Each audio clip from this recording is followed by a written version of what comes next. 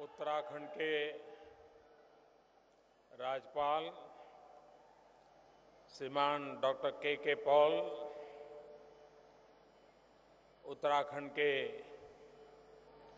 युवा मुख्यमंत्री श्रीमान त्रिवेंद्र सिंह जी रावत, पतंजलि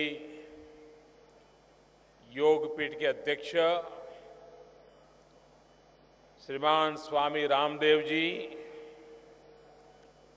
पतंजलि योगपीठ के महासचिव श्रीमान आचार्य बालकृष्ण जी, पतंजलि योगपीठ के आचार्य प्रद्युम्न जी और विशाल संख्या में पधारे हुए प्यारे भाई और बहनों,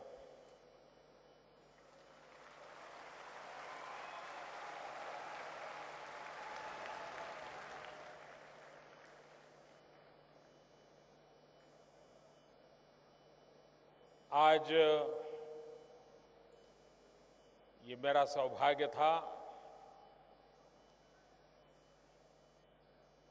कि केदारनाथ जाकर के बाबा के दर्शन करने का मुझे सौभाग्य मिला और वहां से आप सबके बीच आने का और आप सबके आशीर्वाद पाने का सौभाग्य मिला।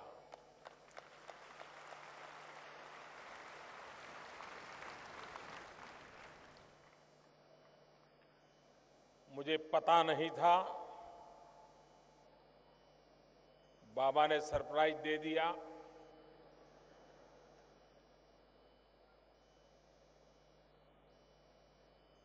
बड़ी भावुकता के साथ मुझे विशेष सम्मान से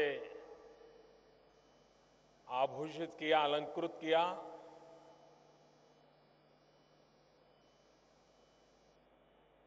मैं स्वामी जी का, इस पतंजलि पूरे परिवार का अंतःकरणपूर्वक आभार व्यक्त करता हूं।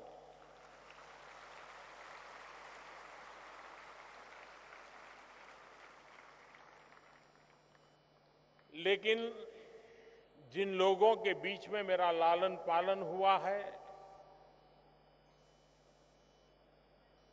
जिन लोगों ने मुझे संस्कारित किया है, मुझे शिक्षा दीक्षा दी है, उससे मैं इस बात को भली भांति समझता हूं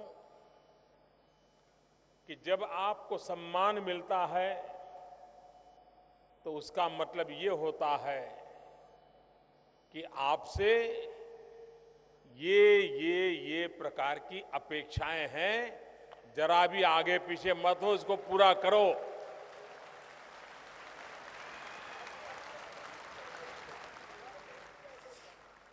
तो एक प्रकार से मेरे सामने मुझे क्या करना चाहिए, कैसे जीना चाहिए, इसका एक डूज एंड डोंट का बड़ा दस्तावेज उस गुरुजी ने रख दिया है। लेकिन सम्मान के साथ साथ आप सबके आशीर्वाद, 125 करोड़ देशवासियों के आशीर्वाद की ताकत पर मेरा पूरा भरोसा है।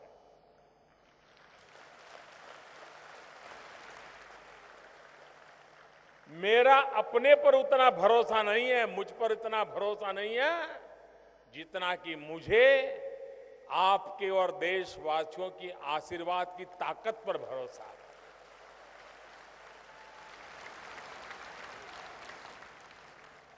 और इसलिए वो आशीर्वाद ऊर्जा का स्रोत है, संस्कार उसकी मर्यादाओं में बांध करके रखते हैं और राष्ट्र के लिए समर्पित जीवन जीने के लिए नित्य नई प्रेरणा मिलती रहती है। मैं आज जब आपके बीच में आया हूं तो आप भी भली भांति अनुभव करते होंगे कि आप ही के परिवार का कोई सदस्य आपके बीच में आया है।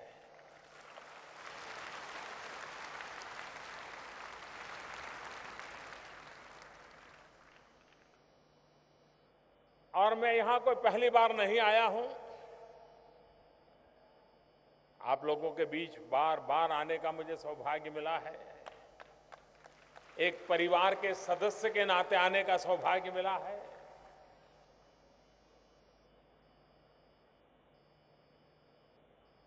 और ये भी मेरा सौभाग्य रहा है कि मैंने स्वामी रामदेव जी को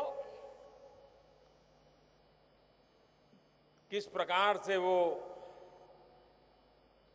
दुनिया के सामने उभर करके आते गए, बहुत निकट से मुझे देखने का सौभाग्य मिला है।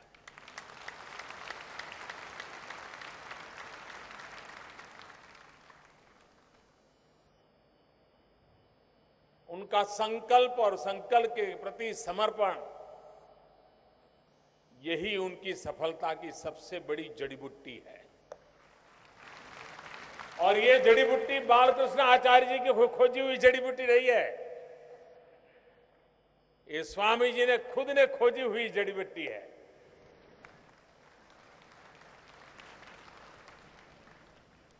बालकृष्ण जी की जड़ी बूटी शरीर को स्वस्थ रखने के लिए काम आती है, लेकिन स्वामी रामदेव जी वाली जड़ी बूटी हर संकटों को पार कर करके नैया को आगे बढ़ाने की ताकत देने वाली होती है।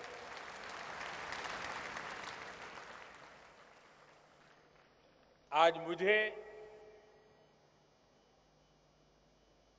रिसर्च सेंटर के उद्घाटन का सौभाग्य मिला।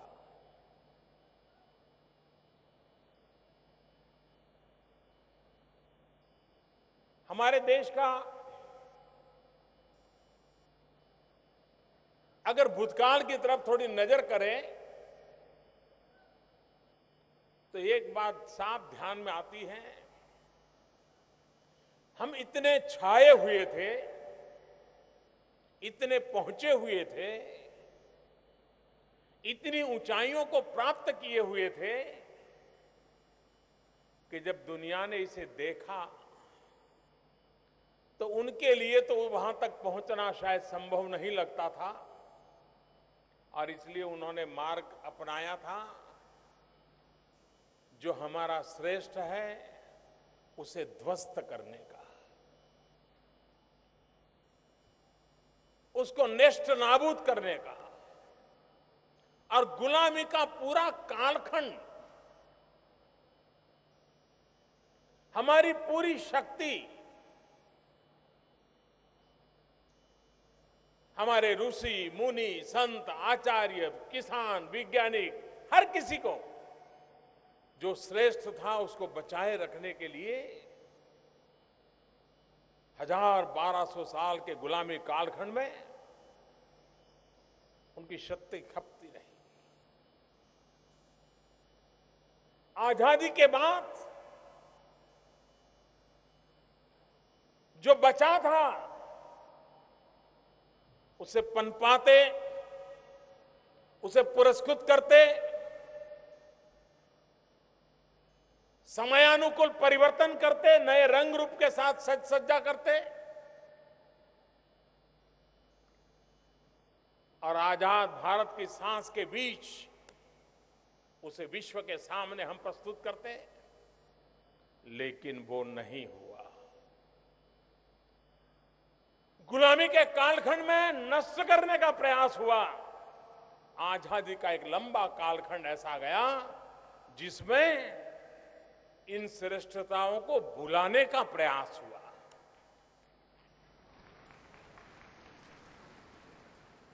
दुश्मनों ने नष्ट करने का कोशिश की,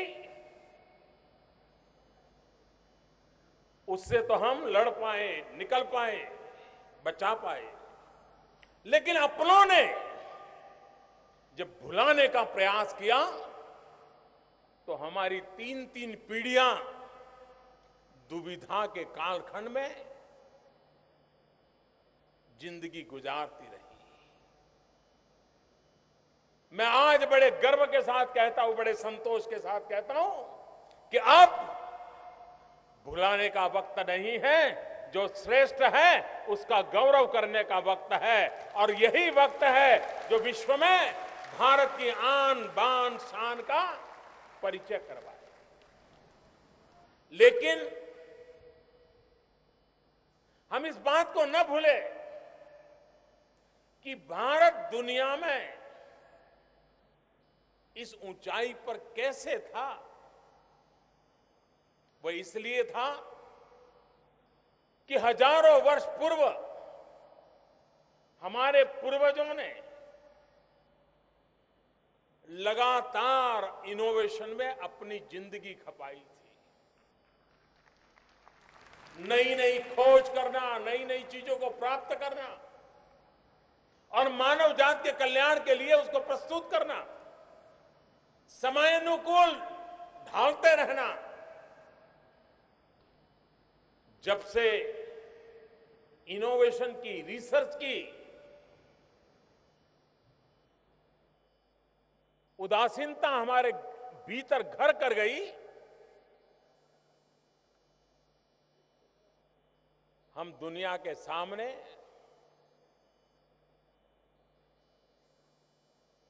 प्रभाव पैदा करने में असमर्थ होने लगे। कई वर्षों के बाद जब आईटी रिवॉल्यूशन आया, जब हमारे देश के 18, 20, 22 साल की उम्र के बच्चे माउस के साथ खेलते खेलते दुनिया को अचरज करने लगे, तब फिर से दुनिया का ध्यान हमारी तरफ गया।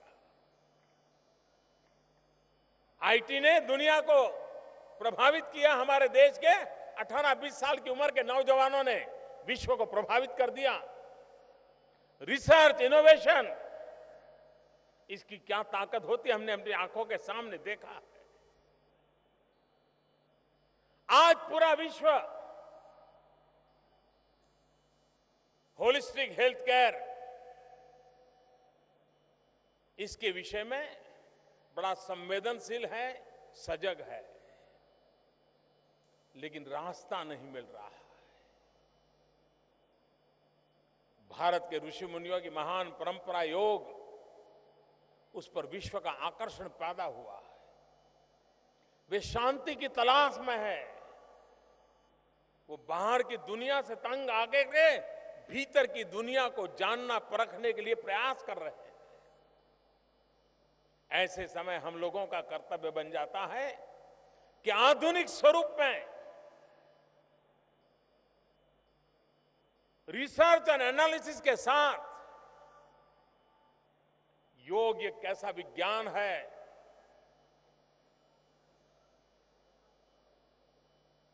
तन और मन की तंदुरुस्ती के लिए, आत्मा की चेतना के लिए यह शास्त्र कितना सहज उपलब्ध हो सकता है। मैं बाबा रामदेव जी को अभिनंदन करता हूं। उन्होंने योग एक आंदोलन बना दिया।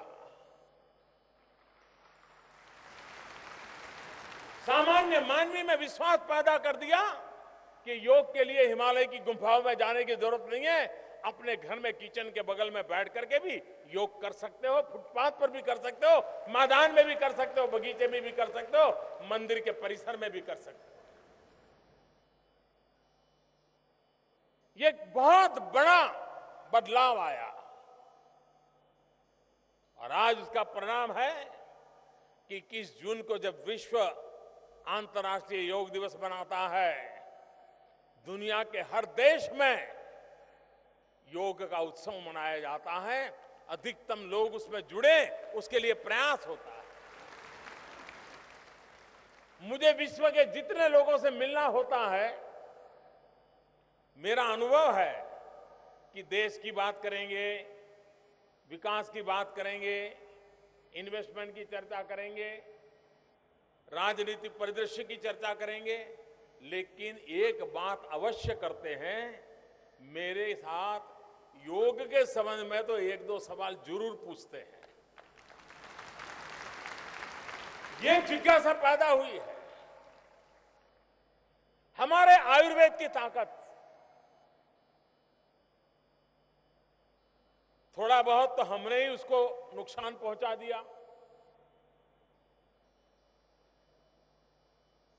आधुनिक विज्ञान का जो मेडिकल साइंस है, उनको लगा कि आपकी सारी बातों कोई शास्त्र आधारित नहीं है। आयुर्वेद वालों को लगा कि आपकी दवाइयों में दम नहीं है, आप लोगों को ठीक कर देते हो लेकिन ठीक होते नहीं है। तुम बड़े कि हम बड़े, इसी लड़ाई में सारा समय बीतता गया। अच्छा होता कि हमारी सभी ज्ञान, आधुनिक से आधुनिक ज्ञान भी, उसको भी हमारी इन परंपराओं के साथ जोड़ करके हमने आगे बढ़ाया होता तो शायद मानवता की बहुत बड़ी सेवा हुई होती। मुझे खुशी है कि पतंजलि योग विद्यापीठ के माध्यम से बाबा रामदेव जी ने जो अभियान चलाया, आंदोलन चलाया है, उसमें आयुर्वेद का महिमा मंडन वहां अपने आप को सीमित नहीं रखा। दुनिया जो भाषा में समझती है, रिसर्च के जिन आधारों पर समझती है, मेडिकल साइंस में प्रस्तावित व्यवस्थाओं के तहत समझती है, बाबा रामदेव ने बीड़ा उठाया है।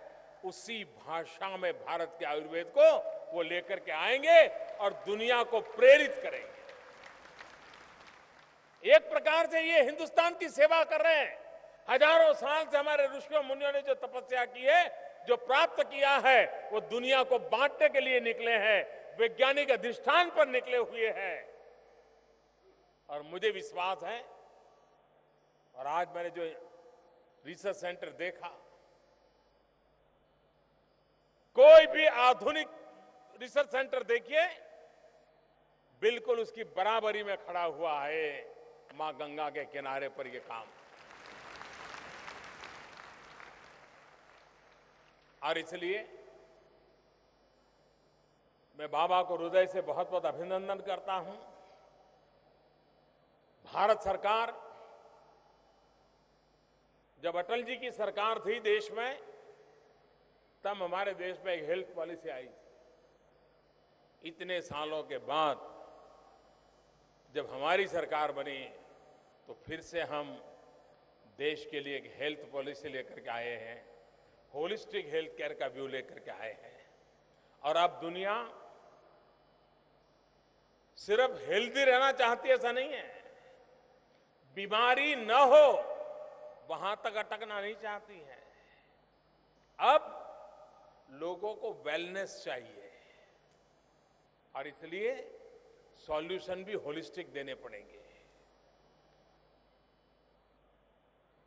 प्रिवेंटिव हेल्थ केयर पर बल देना पड़ेगा और प्रिवेंटिव हेल्थ केयर का उत्तम से उत्तम रास्ता जो है और सस्ते से सस्ता रास्ता है, वो है स्वच्छता। और स्वच्छता में कौन क्या करता है वो बात पे छोड़े, हम तय करें। 125 करोड़ देशवासी तय करें कि मैं गंदगी नहीं करूंगा।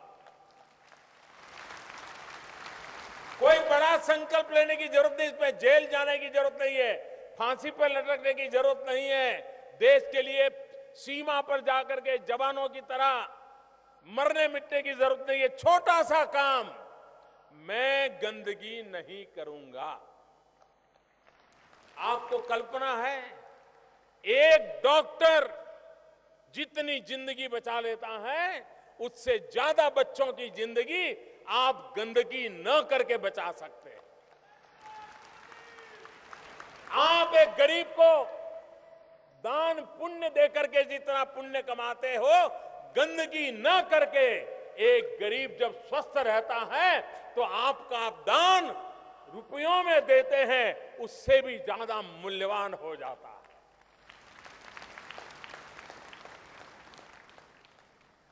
और मुझे खुशी है कि देश की जो नई पीढ़ी है, आने वाली पीढ़ी, छोटे छोटे बालक, हर घर में वो झगड़ा करते हैं।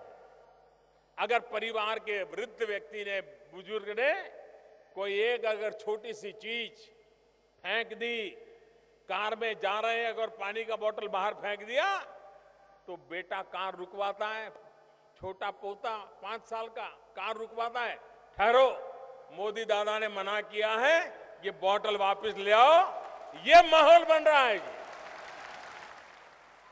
छोटे छोटे बालक भी मेरे इस स्वच्छता आंदोलन के सिपाही बन गए हैं।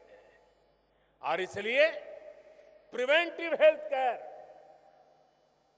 इसको हम जितना बल देंगे, हम हमारे देश के गरीबों की सबसे ज्यादा सेवा करेंगे। गंदगी कोई नहीं करता है, गंदगी हम करते हैं और हम ही फिर गंदगी पर भाषण देते हैं। अगर एक बार हम देशवासी गंदगी न करने का फैसला कर ले, इस देश से बीमारी को निकालने में, तंदुरुस्ती को लाने के लिए हमें कोई सफलता पाने में रुकावटें नहीं आएगी। हमारी उदासीनता इतनी है कि हम इतना बड़ा हिमालय की जड़ी बूटी, भगवान रामचंद्र जी और लक्ष्मण जी की घटना से परिचित, हनुमान जी जड़ी बूटी के लिए क्या क्या नहीं करते थे, वो सारी बातें परिचित, और हम इतने सहज हो गए थे कि दुनिया के देश जिनको जड़ी बूटी क्या होती है मालूम नहीं था, लेकिन जब उनको पता कि इसका बड़ा कॉमर्शियल वैल्यू है, दुनिया के और देशों ने पेटेंट करवा दिया। हल्दी का पेमेंट भी कोई और देश करवा देता है, इमली का पेटेंट भी कोई और देश करवा देता है। हमारी ये उदासीनता, अपनी शक्ति को भुला देने की आदत है, इसने हमारा बहुत नुकसान किया है। आज विश्व में हर्बल मेडिसिन, उसका एक बहुत बड़ा मार्केट खड़ा हुआ है, लेकिन जितनी मात्रा में दुनिया में इस हर्बल मेडिसिन को पहुंचाने में भारत ने जो ताकत दिखानी चाहिए, अभी बहुत कुछ करने की बाकी है। इस पतंजलि संस्थान के द्वारा ये जो रिसर्च और इनोवेशन हो रहे हैं, ये दुनिया के लोगों को होलिस्टिक और वेलनेस के लिए जो इंटरेस्टेड है, उनको ये दवाइयां आने वाले दिनों में काम आएगी। हमारे देश में बहुत वर्षों पहले भारत सरकार ने आयुर्वेद का प्रचार कैसे हो, उसके लिए एक हाथी कमीशन बिठाया था। जयसुखलाल हाथी करके उनका एक कमीशन बिठाया था। उस कमीशन ने जो रिपोर्ट दी थी, वो रिपोर्ट बड़ी इंटरेस्टिंग थी। उस रिपोर्ट के प्रारंभ में लिखा है कि हमारे आयुर्वेद इसलिए लोगों तक नहीं पहुंचता है क्योंकि उसकी जो पद्धति है वो आज के युग के अनुकूल नहीं है। वो इतनी सारी थैला भर जड़ी बूटी देंगे और फिर कहेंगे इसको उबालना, इतने पानी में उबालना, फिर इतना रस रहेगा, 1 चम्मच में लेना, फिर इसमें फलाना जोड़ना, ढिकना जोड़ना और फिर लेना। तो जो सामान्य व्यक्ति होता है उसको लगता है भाई ये कौन कूड़ा कचरा करेगा, उसके बजाय चलो भाई मेडिसिन ले ले, दवाई की गोली खा ले, अपनी गाड़ी चल जाएगी। और इसलिए उन्होंने कहा था कि सबसे पहली आवश्यकता है, बहुत साल पहले का रिपोर्ट है ये, सबसे पहली आवश्यकता है आयुर्वेदिक दवाओं का पैकेजिंग। अगर उसका पैकेजिंग मॉडर्न दवाइयों की तरह कर देंगे तो लोग ये होलिस्टिक हेल्थ केयर की तरफ मोड़ जाएंगे। और आज हम देख रहे हैं कि हमें वो उबालने वाली जड़ी बूटियां कहीं लेने के लिए जानी नहीं पड़ती है, हर चीज रेडीमेड मिलती है। बस समझता हूं कि आचार्य जी ने अपने आप को इसमें खपाया हुआ है और आज जिस किताब का लोकार्पण करने का मुझे अवसर मिला, मुझे विश्वास है कि दुनिया का इस किताब पर ध्यान जाएगा, मेडिकल साइंस से जुड़े हुए लोगों का ध्यान जाएगा। प्रकृति दत्त व्यवस्था कितनी सामर्थ्यवान है, उस सामर्थ्य को अगर हम समझते हैं तो जीवन कितना उज्जवल हो सकता है, ये अगर व्यक्ति को एक खिड़की खोल करके दे देता है, आगे बढ़ने के लिए बहुत बड़ा अवसर दे देता है। मुझे विश्वास है